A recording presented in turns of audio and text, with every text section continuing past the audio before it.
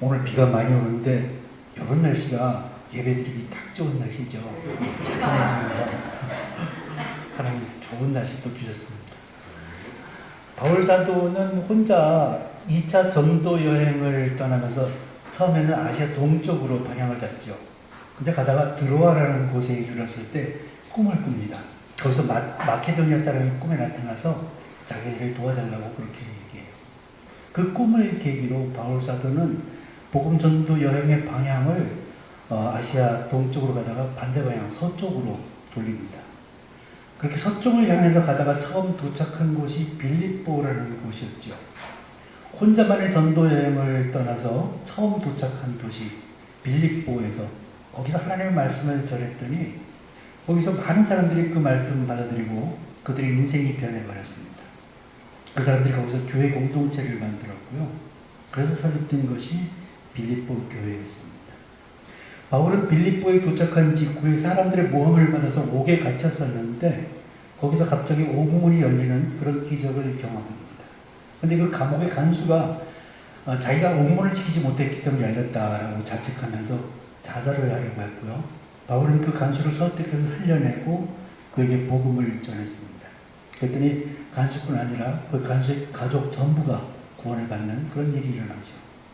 그뿐이에요. 빌립보에서 자색옥당 장사를 하던 루디아라는 여자도 바울의 설교를 듣고 자기뿐 아니라 가족 전부가 구원을 받는 그런 일도 벌어졌습니다. 이런 사람들이 빌립보 교회 공동체를 만들었어요.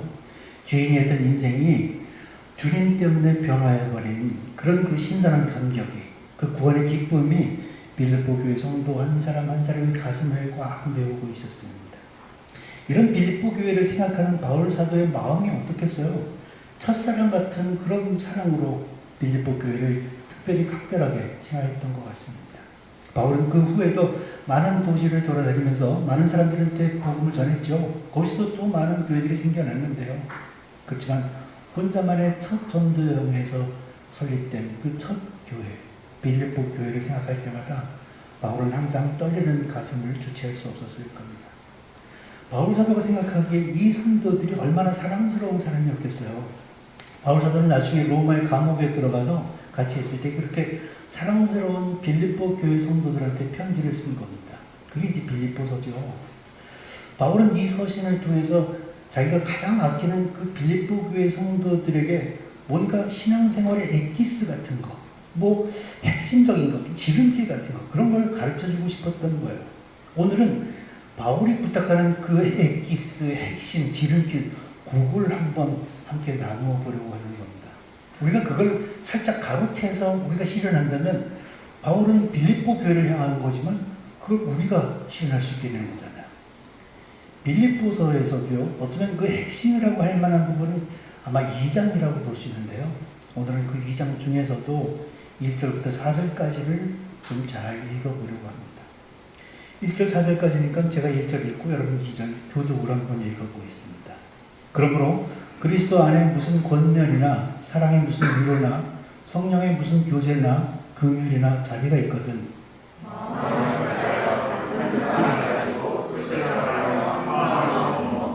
아무에게든지 다툼이나 허용으로 하지 말고 오직 겸손한 마음으로 각각 자기보다 남을 낮게 여기고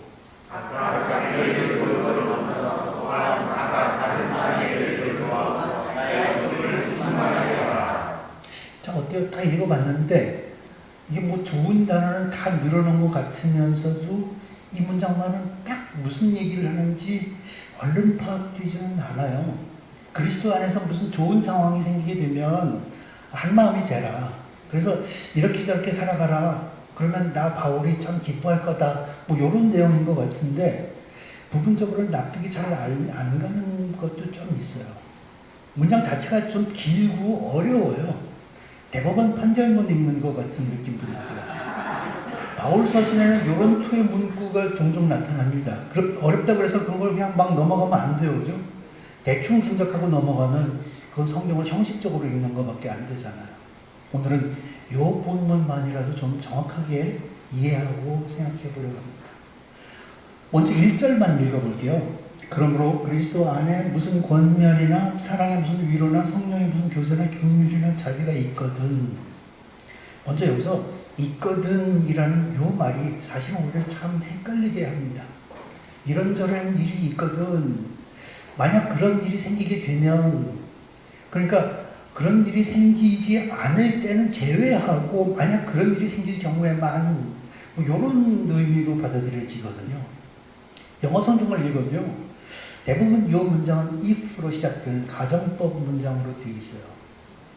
근데 이렇게 있거든을 만약 이런저런 일이 생기게 되면 이라고 이해하게 되면요. 뒤집어서 그리스도 안에 무슨 권면이나 금이나 자비 이런 것들이 있지 않으면 그런 경우에 어떻게 된다는 거예요?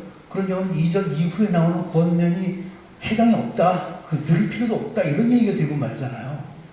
그러니까 이게 이상한 거예요. 근데 여기서 있거든이라는 요 말은요. 만약 그런 일이 생기게 되면이라는 조건을 나타내는 절이 아니라 이런 일이 있기 때문에 라는 어떤 이유를 나타내는 절이라고 이해를 해야 돼요. 이게 제 마음대로 그렇게 이해하라는 게 아니에요. 제가 어떻게 감히 성경 말씀 가지고 막 변형해서 얘기하겠어요. 흔히 if라고 번역되는 헬라어 성경 a라는 단어는 그게 종종 if가 아니라 since, because, 뭐뭐 때문에 라고 사용되었고요. 그래서 성경학자들도 이 빌립보서 2장 1절에 이 부분은 뭐뭐 하니까, 뭐뭐 때문에 라고 이해하는 게 좋다라고 거의 의견을 일치하고 있습니다. 그렇게 이해하게 되면 이 문장의 색깔이 상당히 달라져요. 그런 방향으로 1절을 조금씩 잘라서 생각해 보자고요. 그러면 1절은 그리스도 안에 어떤 권면이나 사랑의 어떤 위로가 있으니까, 성령의 어떤 교제가 있으니까, 그리고 긍휼이나 자비가 있으니까 이렇게 이해할 수 있어요. 그래서 한번 다시 더 자세히 보자고요. 그리스도 안에 어떤 권면이나 사랑의 어떤 위로가 있으니까, 이때 이 권면이라는 것은 뭘 권한다거나 충고한다는 의미가 아니라 격려한다는 의미가 훨씬 큰 단어입니다. 그러니까 이 문장만 보면 우리는 이렇게 이해할 수 있어요. 우리는 주 안에서 떠나지 않고 주 안에서 늘 살아가고 있으니까 늘 주님으로부터 격려받고 늘 주님의 사랑으로 인해서 위로받기 때문에 라고 이해할 수 있죠. 다음 부분도 마찬가지예요. 성령의 어떤 교제가 있으니까, 그리고 긍휼이나 자비가 있으니까, 이 부분도요. 성령께서 우리 마음 가운데 임하셔서 우리가 교제하고 접촉하시는 것을 말하잖아요. 성령님이 우리 마음에 거하시면 우리는 어떻게 돼요? 그 상태 자체가 샬롬이에요. 진정한 평화예요. 우리 삶 전체가 평안하고 행복해지죠. 그러면 우리는 우리만 평안한 게 아니라 남들에 대해서도 너그러워지고 불쌍히 여기는 마음이 생기죠. 긍휼을 가지게 되고 그 사람들은 뭔가 도와주고 싶고 자비를 베풀고 싶은 마음이 자연히 생기게 되는 겁니다. 그래서 이 부분도 우리는 이렇게 이해할 수 있어요. 성령께서 우리 마음에 역사하시기 때문에 그러면 자연히 성령의 역사를 통해서 우리 마음속에 긍휼히 여기는 마음과 자비를 베풀고 싶은 마음이 생기기 때문에 그렇기 때문에 이렇게 이해할 수 있는 거예요. 이렇게 주님의 위로나 성령의 역사심이 우리 가운데 있을 때 우리는 참 행복합니다. 평안한 시간을 지내게 되고요. 야, 교회를 다닌다는 게 이런 맛이구나라는 것을 느끼게 되고요. 빌립보의 교회 성도들도 그런 행복에 젖어 있었을 것 같아요. 근데 바울 사도는요, 그 성도들이 그런 행복에 젖어서 그 상태를 즐기고 있으라고 이야기하지 않습니다. 바울은 그것만으로는 부족하다라고 이야기하고 있는 거예요. 우리 크리스천의 삶에서 누리는 행복이라는 것은 그런 주님의 위로나 성령의 교제와 역사하심, 여기만 머물러 있는 것으로는 결코 충분하지 않은 겁니다. 물론 그 상태에서 살아가는 것 자체도 매우 중요하긴 하지만 그것만으로는 부족하다는 거예요. 그런 상태에 있을 때 우리가 뭘 어떻게 해야 되는지 요걸 알려주는 것이 오늘 말씀의 핵심입니다. 오늘 말씀 1절부터 4절까지 전체를 다 읽어보니까 전체가 한 문장으로 되어 있는데요. 전체적인 문장 구조를 보니까 이러이러한 주님의 권면이나 성령의 교제가 있으면 뭐뭐뭐 해라 라는 건데요. 우리나라 말은 결론이 맨 끝에 있잖아요. 뭘 하라는 거냐? 여기서도 결론은 맨 마지막 줄에 있습니다. 나의 기쁨을 충만케 하라 라는 거예요. 결국 바울 사도는 빌립보 성도들에게 보내는 편지에서 이렇게 저렇게 이렇게 해가지고 내 기쁨을 충만하게 해라, 날 기쁘게 해라 라고 하고 있는 겁니다. 빌립보 교회 성도들은요, 바울 사도가 자기들을 얼마나 사랑하는지를 잘 알고 있어요. 그래서 빌립보 교회 성도들은 바울 사도가 지금 현재 힘든 상황에 처해 있다는 것을 안타깝게 생각하면서 어떻게 하면 바울 사도를 기쁘게 해줄 수 있을까 이런 걸 생각하고 있었고요. 바울도 그 성도들의 마음을 잘 알고 있었습니다. 이 바울 서신을 읽는 빌립보 교회 성도들은 이제 간절한 마음을 갖게 되죠. 바울 선생님이 우리에게 말씀해 주시는 그 목표 꼭 이루고 싶어요. 그래서 바울 선생님을 기쁘게 해드리고 싶어요. 그리고 이제 마음속으로 궁금해지는 거예요. 그럼 어떻게 하면 바울 선생님을 기쁘게 해드릴 수 있을까? 근데 바울 사도가 내 기쁨을 충만하게 하라라는 말은 사실은 빌립보 교회 성도들로 하여금 겨우 자기 한 사람의 기쁨을 위해서 노력하라는 그런 이야기는 아니었어요. 바울이 충만한 기쁨을 누리게 하도록 노력하는 과정을 통해서 빌립보 교회 성도들은 궁극적으로 그리스도 우리 주님께 기쁨을 갖게 기쁘시게 하는 그런 일이라는 것을 가르쳐주는 말이었습니다. 성경은 하나님을 사랑하는 게 중요하다라고 얘기하잖아요. 신명기 쉘마에서도 그 이야기를 하죠. 하나님 사랑. 우리도 그 성경 말씀에 동감하고요. 하나님을 사랑한다는 찬양도 부르고 또 기도할 때도 그 하나님 사랑을 고백하기도 합니다. 근데 여기서 잠깐 생각해 봅시다. 그 하나님 사랑은 우리 삶 속에서 구체적으로 어떤 모습으로 나타나고 있나요? 나는 지금 하나님을 어떻게 사랑하고 있나? 내가 하나님을 사랑하기 때문에 한 일이 뭘까? 요걸 생각해 보면 약간 멈칫하게 됩니다. 사랑은 마음속으로만 느끼는 느낌이 아니라 행동이거든요. 누군가를 사랑하기 시작하면 그 대상이 가장 기뻐하게끔 그렇게 해주고 싶어지죠. 그걸 해야 비로소 사랑한다라고 할 수 있는 거예요. 내가 아내를 사랑하면 사랑한다는 마음을 혼자 간직하는 것만으로는 부족해요. 사랑해 사랑해 하면서 말만 하는 것으로도 부족해요. 진심으로 아내를 사랑하면 아내가 제일 기뻐하는 게 뭘까 생각해보고 아내가 기뻐할 만한 행동을 하게 되잖아요. 하나님도 마찬가지예요. 하나님을 사랑한다면 그 하나님이 제일 기뻐하실 만한 게 뭘까 생각해보고 그걸 행동으로 옮기는 거예요. 그러니까 하나님을 사랑한다는 것은 하나님의 기뻐하실 만한 행동을 하는 거라고도 할 수 있어요. 빌립보 성도들도요. 바울 사도를 사랑하기 때문에 그 바울 사도가 어떻게 하면 기뻐할까 그걸 늘 생각했고요. 바울 사도도 그 마음을 알기 때문에 내가 기뻐하는 것은 니네들이 이렇게 하는 거야, 이렇게 살아가는 거야 라는 것을 이야기하는 거예요. 오늘 바울 사도를 기쁘게 하고 싶은 마음은 그렇게 많지는 않아요. 잘 모르니까. 근데 대신 하나님을 기쁘게 해드리고 싶어요. 그래서 내가 어떻게 살아가면 하나님을 기쁘시게 할까? 이 관점에서 오늘 말씀을 되새겨 보는 겁니다. 그렇다면 자 어떻게 하면 하나님을 기쁘게 할 수 있을까? 그 구체적인 방법이 2절에서 4절까지 말씀에 적혀 있습니다. 네 가지로 볼 수 있어요.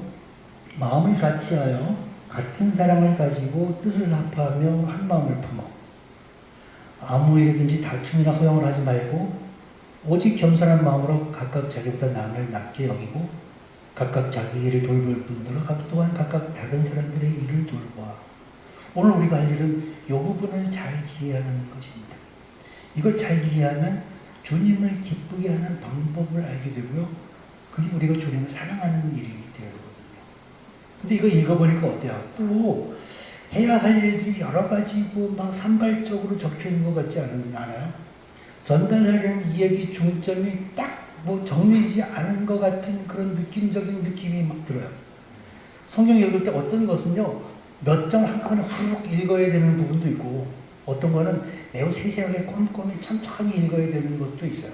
바울 서신은 대부분 한 구절 한 구절 잘근잘근 씹어 먹어야 되고요.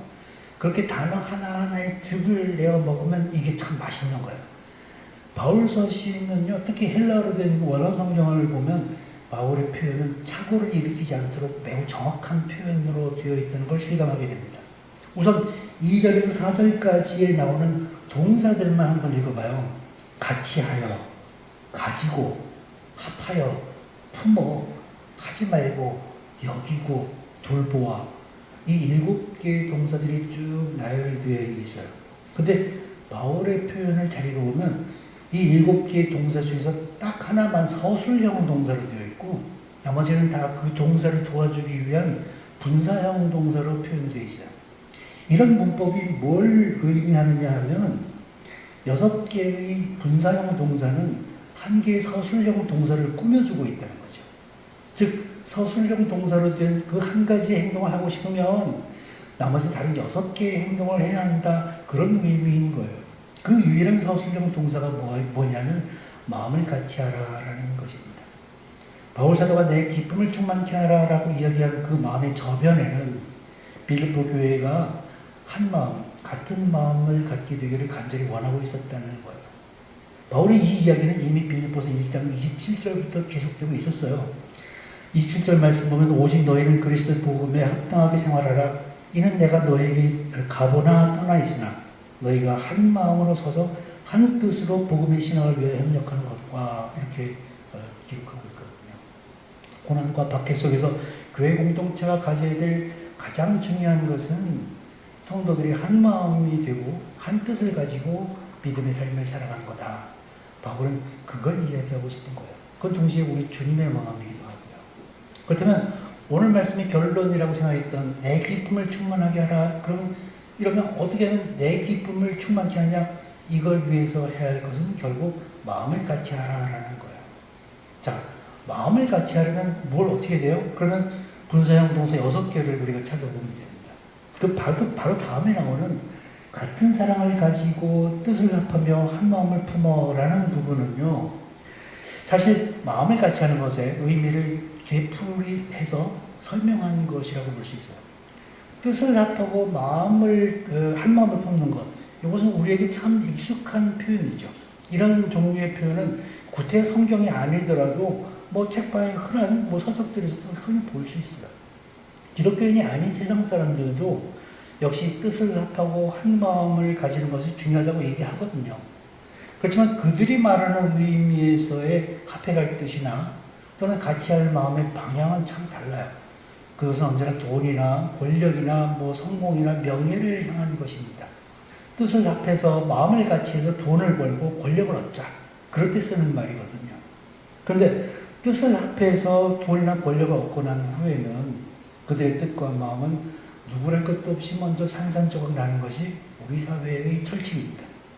영화를 보면 여러 명이 뜻을 합해서 은행 강도를 한 후에 강탈한 돈을 나누다가 결국 서로를 향해서 총질하는 그런 장면 흔히 보잖아요.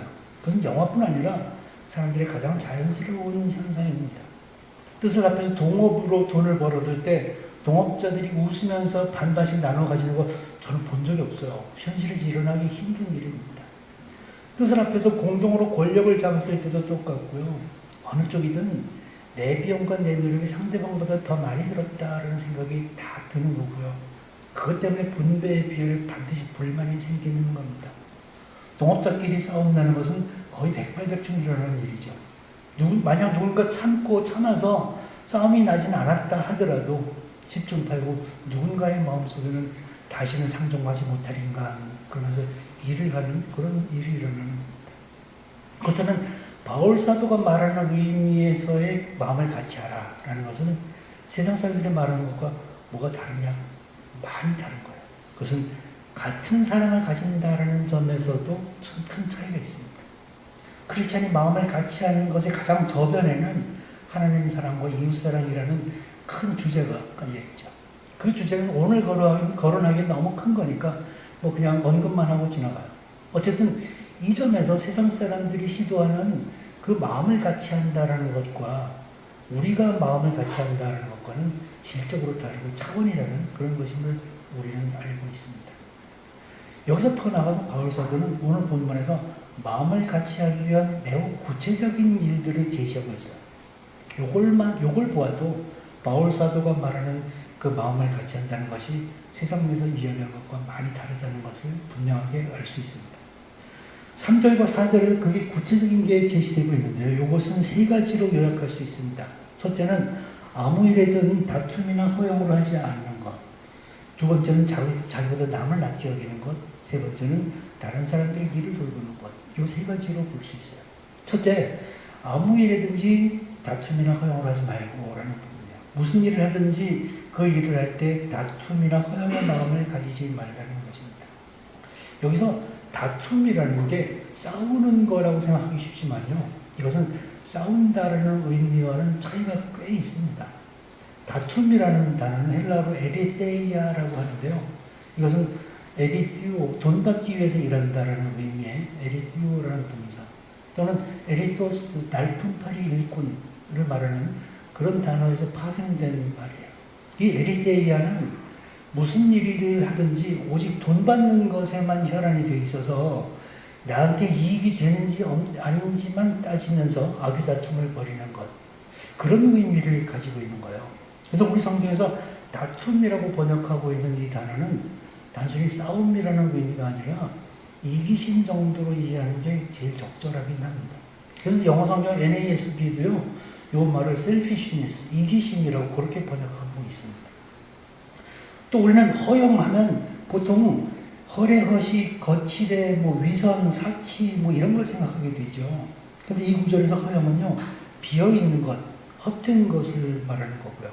한자로 보는 것처럼 비어있다는 의미의 허, 그 다음에 영광이라고 할 때 영, 그 뜻 그대로 헛된 영광이라고 하는 것을 의미하는 단어입니다. 영어 성경 KJV, 킹 제임스 버전은 헛된 영광, vain glory라고 그렇게 표현하고 있고요. NAS는 이 단어를 empty conceit, 속빈, 근거 없는 자부심, 그렇게 번역하고 있습니다. 예컨대 이 사람들로부터 칭찬받는 것은 대표적인 헛된 영광이죠. 칭찬, 명예, 인정받는 것, 이런 것들은 순간적으로 기분 좋은 일이긴 하지만 그 순간이 지나가면 그 후에는 아무 의미도 없게 됩니다. 그건 정말 완전히 허망하게 스쳐 지나가는 과거의 한순간이 되고 말 뿐입니다. 연예인이나 인플루언서들이라면 그 헛된 영광을 경제적인 이익으로 바꿀 수는 있지만 요즘 세상에 평범한 우리들에게는 그런 것은 순간적인 기쁨뿐이고요. 아무 의미 없고 허망한 것에 불과합니다. 사람들로부터 칭찬받는 순간이 지나간 뒤에 남는 것이 꼭 있긴 해요. 두 가지가 있습니다. 하나는 내 자신이 한없이 교만해진다는 거고요. 또 하나는 다른 사람들이 필연적으로 나를 시기하고 질투하게 된다는 것. 그거는 남더라고요. 크리스천이 하는 어떤 일도 그 일의 목적은 돈이나 일신상의 이익이 되어서는 안 됩니다. 다른 사람들로부터 칭찬받고 인정받는 헛된 영광을 위한 것도 아니에요.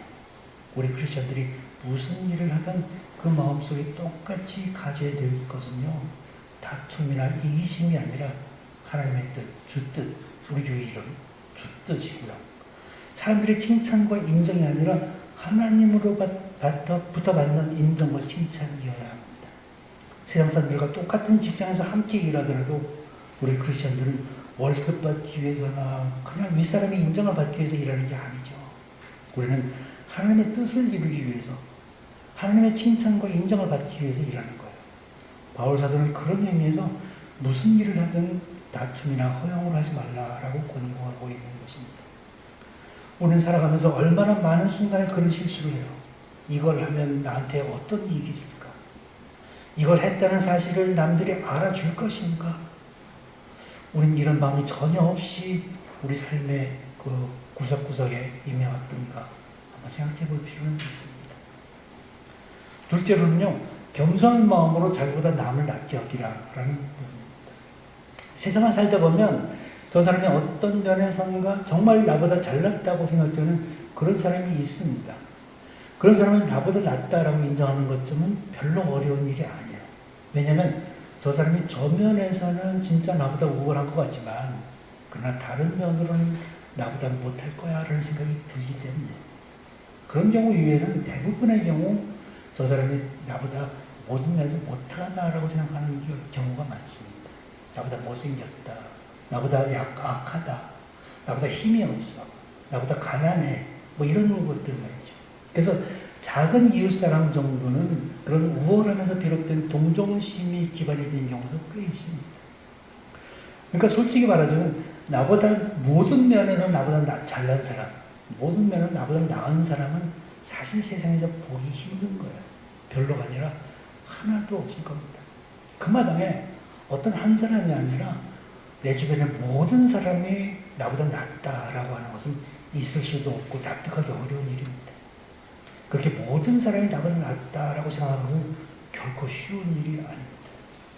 그렇지만요, 만약 모든 사람이 나보다 낫다라는 걸 인정하게 되면 애당초부터 화구도 안 나고 싸움할 일도 없어요. 제가 그런 걸 경험한 적이 있습니다. 조그만 일이지만. 미국에서 유학하는 동안 자동차를 운전하고 다닐 때마다 이런 생각이 들었어요. 길도 잘 모르겠고요. 간판이나 표지판도 영어로 되시니까 얼른 눈에 들어오지 않아요. 미국 사람들은 운전 관행도 잘 모르겠어요. 신호등이 없는 대거리에서 자동차들이 마주치면 누가 우선으로 가야 하는지 맨날 헷갈려요. 혹시라도 교통사고를 내면 정말 절대 안 돼요. 무슨 일을 어떻게 당할지 모르니까. 법률도 잘 모르고 경찰이 다가오면 말이 안 통할 것 같은 거 무섭고 얼마나 손해배상하게 되려는지 돈도 아깝고 막 그런 게 걱정이 돼요. 길거리에서 쌩쌩 운전하는 미국 사람들은 그런 점에서 다 저보다 잘났다는 생각이 들어요. 그래서 늘 초보자 같은 마음으로 운전하면서 다녔습니다. 모든 미국 운전자들이 저보다 잘난 것을 인정해야 되겠더라고요. 그러니까 운전할 때 누가 앞지르기를 하든 급정거를 하든 뭐 신호등을 무시하고 내 거리를 지나가든 그걸 비판하거나 화가 날 이유가 없어요. 그냥 내가 여기서 자동차를 몰고 이 거리를 다닐 수 있다는 것만으로 그냥 감지덕지한 거예요. 그래서 언제나 제한속도 잘 지키면서 교통신호 철저히 지키면서 조심조심 운전했습니다. 그러다가 몇 년이 지난 다음에 귀국해서 한국에서 운전하기 시작하니까 이게 딴 세상이에요. 한국에서 길도 잘 알죠. 표지판도 잘 알죠. 도로교통법도 잘 알고 경찰이랑 마주치면 뭘 어떻게 불러대는지 잘 알아요. 손해배상 청구를 해야 되면 법률적인 절차가 어떤 건지 잘 알아요. 그렇게 하다 보니까 길거리에서 운전하는 다른 사람들이 모두 나보다 못나 보여요. 누가 앞지르기를 하거나 급정거를 하면 법률이나 도덕도 모르는 파렴치한이라는 생각이 들어요. 신호등 무시하고 내 거리를 지나가는 보행자를 보면 화가 나요. 무식하고 못난 사람인 거야. 그런 위반자들을 즉시 적발하지도 못하는 경찰관들이 돌아다니는 경찰관이 없어요. 그런 걸 보게 되면 화가 나요. 이놈의 정부, 경찰 공무원이란 참 무책임한 것들, 뭐 이런 생각이 납니다. 이런 생각들이 사실은 내가 남보다 낫다라는 생각에서 출발하는 것이더라고요. 자동차를 운전하는 데서 내 마음속에 고사린 교만함 때문이었습니다. 다른 모든 사람들이 나보다 낫다는 생각, 이걸 간단히 표현하면 그것은 겸손이라고 할 수 있겠죠. 다만 이 겸손이라는 것은 다른 사람들과 비교해 보고 나서 생기는 게 아니라 나 자신에 대해서 절대적으로 평가한 결과로 나타나는 겁니다. 내가 어떤 사람인가를 나 스스로 바라보는 거예요. 근데 나를 객관적으로 바라볼 수 있는 능력이 대부분의 우리들한테는 없어요. 그렇게 나를 스스로 객관적으로 바라볼 수 있는 눈길은요, 내가 하나님 앞에서 모든 것을 벗어버린 채 발가벗고 있을 때야 비로소 생기는 눈입니다. 그리고 내 머리와 내 능력으로는 할 수 있는 게 이 세상에 아무것도 없다라는 것을 100% 인정하고 고백할 때, 그때 비로소 하나님의 눈으로 나를 돌아보게 되고요. 하나님 앞에서 완전히 무기력한 내 자신을 실감하는 순간부터 정말 겸손해질 수 있는 거죠. 그래서 바울은 나보다 남을 낮게 여기는 마음을 가질 것을, 그래서 더 나아가 하나님 앞에서 철저히 겸손해질 것을 빌립보 교인들에게 당부하고 있는 겁니다. 우리들 각자가 나보다 남을 더 낮게 여기는 마음을 가지고 하나님 앞에서 겸손한 마음을 함께 가진다면 우리 공동체는 자연히 같은 마음, 한 마음으로 뭉쳐질 수밖에 없을 겁니다. 세 번째는 남의 일을 돌보는 거예요. 이건요, 다른 사람에게 일어나는 일에 대해서 우선 관심을 가지는 것입니다. 관심을 가진다고 해서 남의 일을 이것저것 살펴보고 옳다 그르다 일일이 참견하거나 그걸 여기저기 뭐 소문내고 험담하는 그런 거하고는 거리가 먼 얘기예요. 그 사람에 대해서 관심을 가지고 그 사람에게서 일어나는 일을 자기 자신의 일처럼 돌보는 그런 걸 말하는 거예요. 저는 상한 치료를 받던 중에 그 기간 중에 여러 가지를 느낀 게 있었는데요. 그중 한 가지는 제 자신에 대한 자책이었습니다. 제가 남의 일을 돌보는 데 있어서 얼마나 형식적이고 가식적이었던가 하는 것을 실감했어요. 그 전에도 제 친구나 또 이웃인 암 환자들이 생겼을 때 그 사람들 찾아가서 위로하기도 하고 그들의 이야기를 들어주기도 했었는데요. 그동안 어떤 순간에도 정말 그들의 마음과 상황에 진정한 관심을 가지고 함께 아파하지는 않았었다 한 번도 그런 적이 없었다는 것을 알게 되었습니다. 과거에 제 주위 암 환자들한테 위로의 말을 전하기도 하고 심지어 선물을 보내기도 했었지만 어떤 때에도 그들에게 순간순간 찾아오는 절망감, 두려움 이런 것들은 상상해 본 적도 없었거든요. 그러면서도 그들한테 얘기했어요. 그저 요즘은 치료법이 좋아져서 암 다 잘 치료되는데 걱정 마. 이런 얘기만 던졌던 거예요. 그렇게 가볍게 이야기한 걸로 위로했다고 저는 착각했었거든요. 그런 말이 그 사람한테 얼마나 관심도 없는 가식적인 언행이었던가 그걸 그때서야 비로소 알게 되었습니다. 제가 직접 항암치료를 받으면서 혼자서 절박하게 기도하고 주님께 간절히 매달리는 순간들을 경험하고 나서야 비로소 제가 남들의 일을 돌볼 때 그런 아픔과 절박함을 함께 느끼고 함께 아파할 필요가 있었는데 나는 한 번도 그런 적이 없었구나라는 것을 알게 되었습니다. 꼭 그런 병과 같은 전형적인 사건이 아니더라도 우리는 남의 일을 내가 겪는 일처럼 생각하고 함께 아파하면서 관심 가지라는 거. 그게 바울 사도의 말씀입니다. 그런데 이렇게 남의 일을 돌보는 데 있어서 주의할 게 하나 있어요. 우리말로 돌본다라고 하면 남의 일을 대신해 주는 것, 뭐 이 정도로 이해할 수도 있는데요. 사실 이 본문에서 돌본다라고 하는 것은 집중해서 살펴보고 주의 깊게 관찰한다. 거기에 중점이 있는 거예요. 이건요, 다른 사람에게서 일어나고 있는 현재의 상황을 집중해서 주의 깊게 잘 관찰해보고 있다가 그 사람이 나에게서 필요로 하는 것이 발견이 되면 그때 내가 나서서 그것을 도와주는 것, 이렇게 이야기할 수 있어요.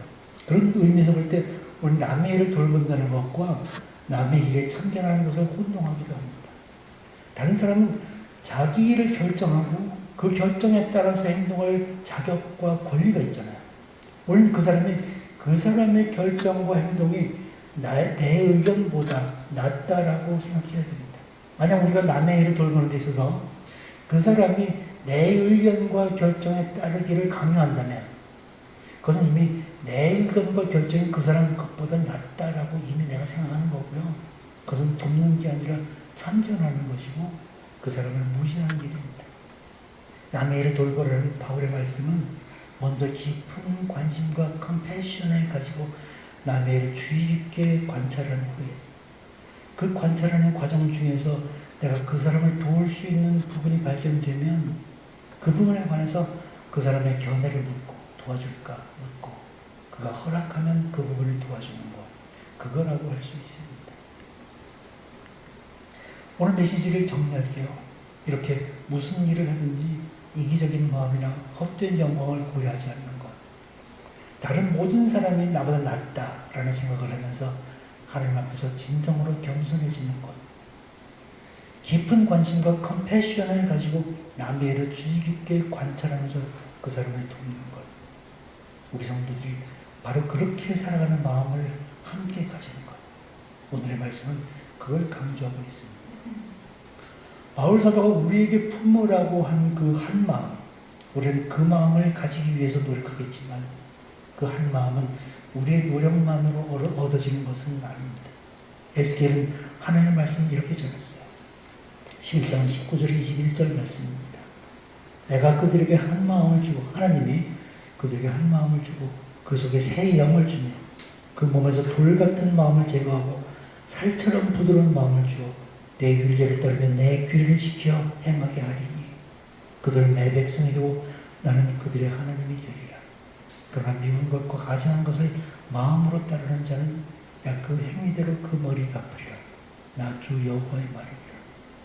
이 한 마음은 내 노력으로 얻어지는 것이 아니라 하나님께서 주신 것입니다.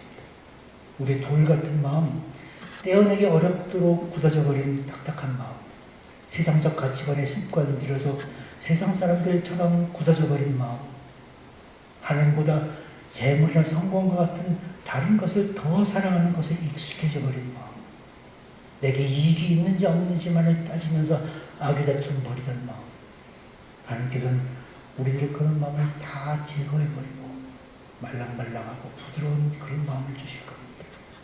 그렇게 살아가는 과정을 통해서 우리는 점점 더 분명한 하나님의 백성이 될 거고요. 하나님은 우리의 하나님이 될 것입니다. 그런 한 마음, 같은 마음을 주시기를 늘 기도하고 그 마음으로 교회 공동체를 이루어가면서 그렇게 우리 모두가 초창기부터 올바른 자세로 바로 서갈 때 우리 주뜻 연합교회가 궁극적으로 주님을 기쁘시게 하는 공동체가 될 것이라고 확신합니다. 함께 은가신 감시고 묵상 기도하시겠습니다.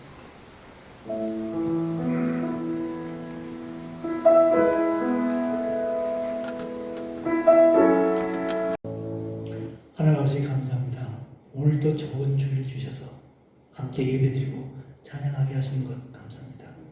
우리 삶을 주님께 예배로 드리고 제물로 드리고 또 한 주간 주님께 우리를 바치는 그런 삶이 되게 없어서 이제 바울 사도의 말씀을 듣고 우리의 많은 일들을 또 회개하기도 하고 또 앞으로 살아갈 방법을 마음 먹습니다. 이기심과 헛된 영광을 구하던 그런 것들로부터 벗어나게 하시고 다른 사람들이 나보다 낫게 여기는 마음 또 남들에게 깊은 관심을 가지고 그들을 돌보는 그런 마음을 가지길 원합니다. 주님, 우리에게 그 마음 주시옵소서.